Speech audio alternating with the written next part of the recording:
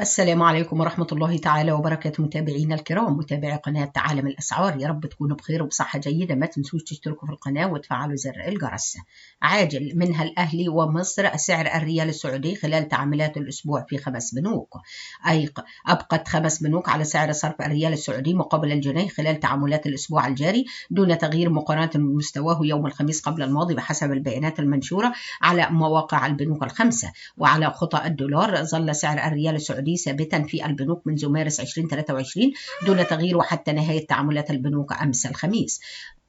سعر الريال السعودي في أسبوع البنك الأهلي المصري 8 جنيه و20 قرش للشراء و8 جنيه و23 قرش للبيع. بنك مصر 8 جنيه و20 قرش للشراء و8 جنيه و23 قرش للبيع.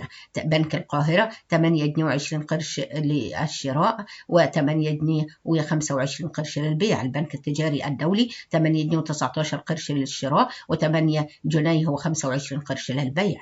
مصرف أبو ظبي الإسلامي 8 جنيه 24 قرش للشراء و8 جنيه و25 قرش للبيع.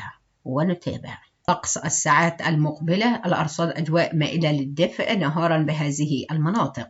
كشفت هيئة الأرصاد الجوية حالة الطقس ودرجات الحرارة المتوقعة خلال الساعات المقبلة. وتوقعت الأرصاد أن تشهد حالة الطقس أجواء مائلة للدفء خلال فترات النهار على القاهرة الكبرى والوجه البحري والسواحل الشمالية، وتكون دافئة على جنوب سيناء والبلاد، وتشتد البرودة ليلا وأثناء الصباح الباكر على أغلب الأنحاء. وأشارت الهيئة إلى أن درجة الحرارة الصغرى بالمدن الجديدة الواقعة في القاهرة الكبرى تتراوح من 10 إلى 11 درجة مئوية، ويتكون الصقيع المزروعات في وسط سيناء. قبل ما ننهي الفيديو ما تنسوش تشتركوا في القناة وتفعلوا زر الجرس، والسلام عليكم ورحمة الله تعالى وبركاته.